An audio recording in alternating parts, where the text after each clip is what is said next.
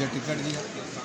हमीरपुर की जनता ने हर बार रिकॉर्ड को और बड़ा किया है, जीत को और बड़ा किया है। मुझे पूर्ण विश्वास है मोदी जी के शानदार काम, मेरे प्रयास इस बार इतिहास रचने का काम भी करेंगे। जहां एक और हम हमीरपुर से रिकॉर्ड जीत और इतिहास दर्ज करेंगे, वहीं हिमाचल प्रदेश की चारों की चारों लोकसभा सीटें मोदी जी की 400 का आंकड़ा पार करने के लिए उसमें मदद करेंगे। आप अलग अलग जगहों पर जा रहे हैं, कितना उत्साह देख रहे हैं कार्यकर्ताओं में टिकट आवंटन? मैं देश के बहुत सारे राज्यों में पिछले कुछ दिनों में अलग अलग कार्यक्रमों में गया। जनता में बस अब इंतज़ार है कि कब चुनाव आए, कब कमल का बटन दबाएं और फिर एक बार मोदी सरकार बनाएं और 400 पार करके इतिहास में आए। विभिन्न सर्वे भी सामने आ रहे हैं, उसको लेके क्या राय है आपकी? सर्वे करना एजेंसियों का काम है। हम तो अपने काम को लेके जनता के बीच में जाते हैं। मोदी जी के ईमानदार नेतृत्व, जो 10 साल में भ्रष्टाचार मुक्त सरकार दी, सुशासन के नए आयाम स्थापित किए और दुनिया में 10वें से 5वें नंबर की सबसे बड़ी अर्थव्यवस्था मोदी जी ने बनाया है। आज दुनिया को भारत में एक विश्वास दिखता है, एक उम्मीद दिखती है। दुनिया को लगता है कि भारत बढ़ेगा तो दुनिया में ग्रोथ रेट बढ़ेगा, क्योंकि दुनिया का सबसे तेज़ी से बढ़ने वाला देश भारत है। और मोदी जी ने कोविड से लेकर चंद्रयान मिशन हो या अनेक क्षेत्रों में G20 से लेकर भारत की अर्थव्यवस्था को बढ़ाने का काम है। हर तरफ भारत को आगे बढ़ते कदम दुनिया देख रही है और भारत की बुलंद तस्वीर आज दुनिया में एक नया विश्वास पैदा करती है, एक होप पैदा करती है कि दुनिया मोदी के नेतृत्व में विश्वास रखती है।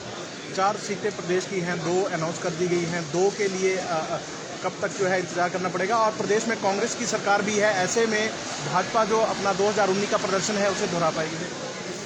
हमने 2014, 2019 दोनों में 4-4 सीटें नरेंद्र मोदी जी को जीत कर दी, भारतीय जनता पार्टी ने जीती। और हिमाचल की जनता कांग्रेस की सरकार से अपने आप को ठगा हुआ महसूस कर रही।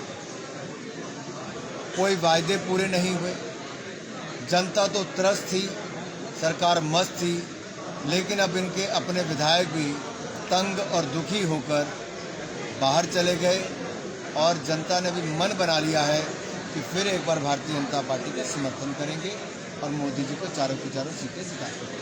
सर, सीए को लेकर के अलग अलग नेता ध्यान दे रहे हैं, मतलब एनर्जी में कुछ राज्य सरकार आप किस तरह से देखते हैं? माननीय गृह मंत्री जी ने CEA के कानून को लेकर लोकसभा में भी, राज्यसभा में भी और अन्य पटल पर भी लोगों को जानकारी दी कि CEA से किसी को घबराने की जरूरत नहीं, ये तो नागरिकता देने का कानून है। जब भारत आज़ाद हुआ तब धर्म के आधार पर 2 मुल्क थे और उस समय जो हिंदू, सिख, ईसाई, बौद्ध, क्रिश्चियन, पारसी पाकिस्तान में रह गए या जो अफ़गानिस्तान में, बांग्लादेश में चले गए, उन क्षेत्र में रहते हैं, उनको विश्वास उस समय की सरकार ने दिलाया था, पंडित नेहरू ने भी, कि उनके सब अधिकारों को संरक्षण मिलेगा, न्याय मिलेगा।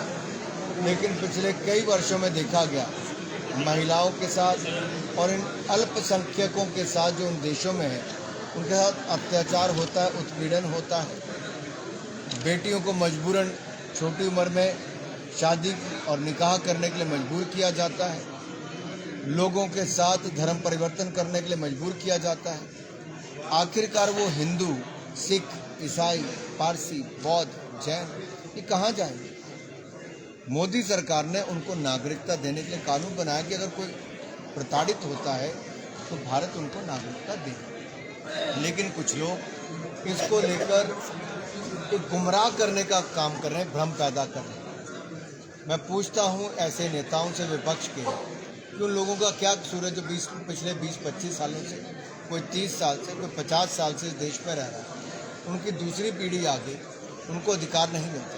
ऐसे दलित परिवार जिनका उत्पीड़न वहाँ पर हुआ, ऐसे पिछड़े परिवार जिनका उत्पीड़न वहाँ पर हुआ, ऐसे सिख समाज और बाकी समाजों के लोग, हिंदू, जिनका उत्पीड़न वहाँ पर हुआ, क्या उनको नागरिकता भारत में नहीं मिलनी चाहिए? कहाँ जाएंगे?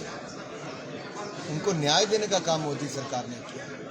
इनका शायद इनको उनका दर्द नहीं दिखता है जब उनकी बेटियों के साथ अत्याचार बलात्कार होते हैं। शायद इनके दिल तब उनके लिए नहीं दर्द उठता होगा जब उनको जबरन धर्म परिवर्तन करने के लिए मजबूर किया जाता है। सवाल ये खड़ा होता है कि आखिर उनको न्याय कौन दे रहा है? तो नरेंद्र मोदी की सरकार।